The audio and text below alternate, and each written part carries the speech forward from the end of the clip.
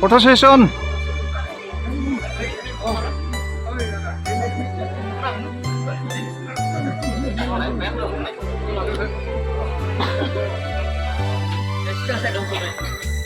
Oh, udah, gila mana? Oh, bos. Oh.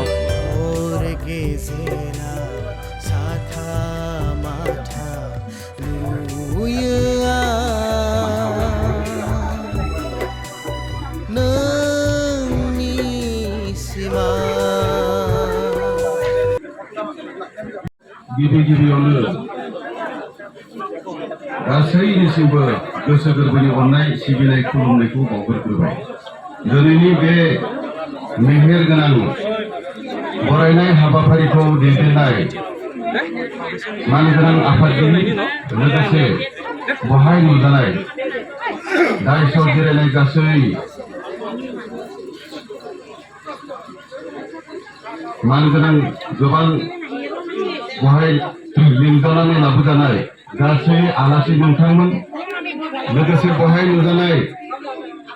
गोबां गौथुमनिफ्राय फैनानै नुजानो हानाय बिबानगिरि नोंथांमोन, धोरोमारि गौथुमनिफ्राय नुजानाय बिबानगिरि नोंथांमोन, कलेज हाई स्कुल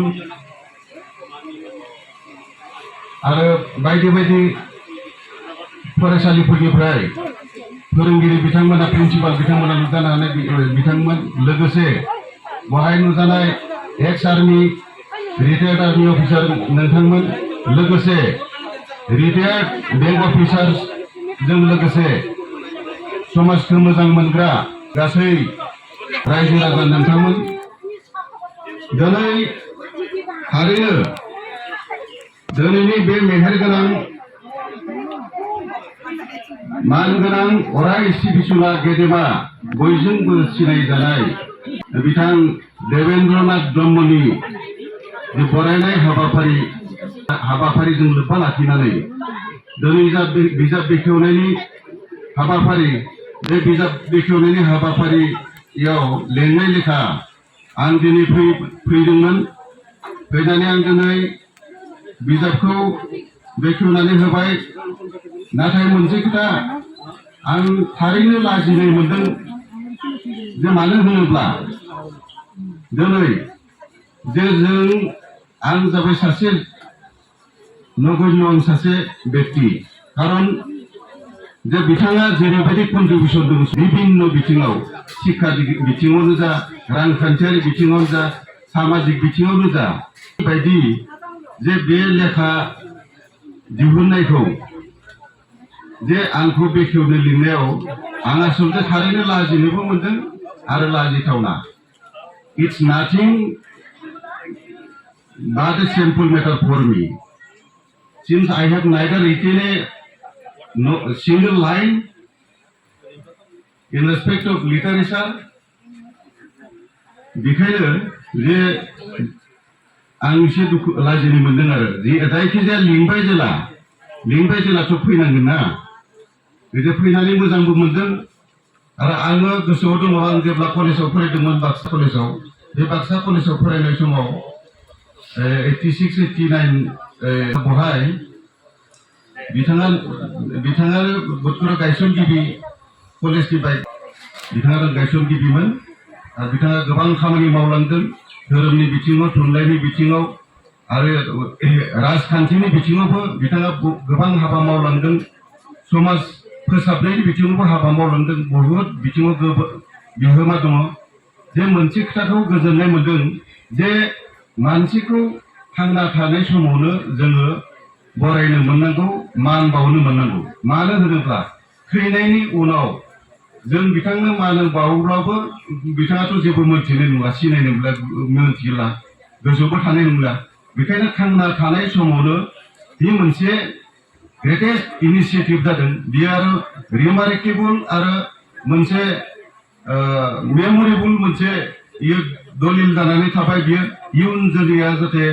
इयुन जोलैनि थाखाय इमार्जिं इयुथ्स जिथु जाखांफुनाय सेंग्रा गथ'फोर दङ बिथांमोननि थाखाय जे देवेन्द्रनाथ ब्रह्मआ सोरमोन बिथाङा माबायदि मानसिमोन बे लेखाखौ फरायब्ला निश्चय फारि फारि बिथांमोना गोम मोनगोन बिथाङा बबे बिथिङाव बिथाङा खामानि मावलांदोंमोन बे बबेयाव बिहोमा दंमोन मा बिथिङाव बिथाङा गोबारै खामानि मावनानै समाजखौ माने दैदेनलांदोंमोन बेफोरखौ मोनथिनो मोनगोन आरो उनावहाय जे बे मोनसे इयुन जोलैनि थाखाय मोनसे इन्सपिरेसन जानानै थागोन जे मोजां खामानि मावोब्ला आसलते मानसिया मोजां फिथाइ मोनो दिनै बिथाङा जेरैबायदि बाख्नाय जादों बराय जादों थिग बेबायदि आरो आं मोनसे खोथाखौ गोसोखांदों जे बावैसो तामुलपुरखि थांलाय फैलाय खालामब्ला आं नुयो दारखुसियाव बिथाङा ओरैबायदि एक्सेपसनेल जे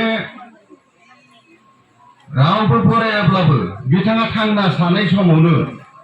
गावनि मुसुखाखौ गावनो बानायना लादों बे दारखुसि नामा मोनसे गावनो बानायना लादों एखेबारे लामा मोखाङाव सानजाहा बे बाजार बारबानो मोनो एकदम मुसुखाखौ बानायना बहुत थाखा फैसा गोनां मानसि दा मोजां राव देना फिसाज्लाफोरा बिहामजोफोरा माने फिसाज्लाफोरा अनाबाबो बे आंनो बानायना लागोन बेबायदि दा बिथांनिया बेलेग बाथ्रा जों दा बिथांखौ देवेन्द्रनाथ ब्रह्मखौ जों फुजिनां मानिनां सिबिजाथाव बे बिथांनि बागै जि गुसुं समनि गेजेराव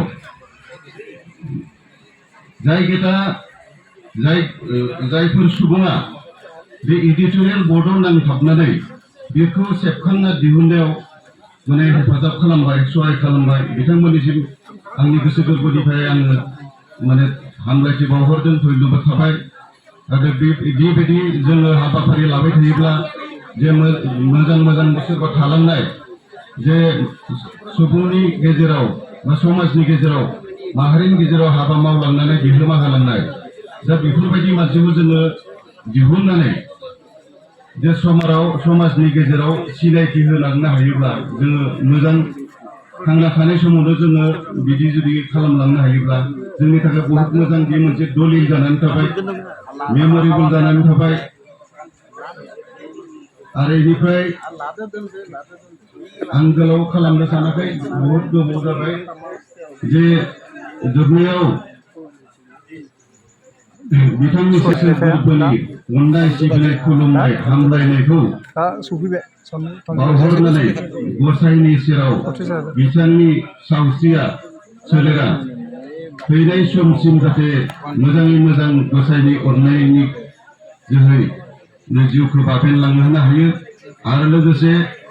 दिनै बिथांनि फेमिलि मेम्बार्सनि गासै जे खोनानो मोनदों बिथांमोननि फेमिलि मेम्बार्सआव गासै हाइलि क्वालिफाइड फेमिलि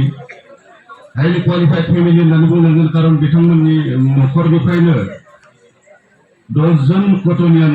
दङ होनना बुंदों 10 जन कटन कलेजाव फरायनानै 10 जन बिथांमोननि न'खरनिफ्रायनो ओंखारदों रिलेटिभ्स गासै गतिके बियो जोंनि गासै ओनसोलनि थाखाय मोनसे इन्सपिरेसन जानानै थागोन जोङो सेस्ता खालामबा हाया नङा जों गासै बिथिङाव जुदि सेस्ता खालामोब्ला जों गासैखौबो साक्सेस खालामनो हायो जेरै इंराजियाव मोनसे प्रभाब दङ Rome was not built in a day Rome नगरखौ सानसेनो दानाय जायाखैमोन दा थिग बिदिनो मानसिनि जिउआव साक्सेसा सानसेनो फैया it requires patience and perseverance to achieve success in your life थिग बिदिनो जे जों नाजायोब्ला हायि खामानि गैया जों गासैबो नाजानायनि गेजेरजों जायो धैर्य थानांगोन सेस्ता थानांगोन आसाबो थानांगोन सिमांबो नुनांगोन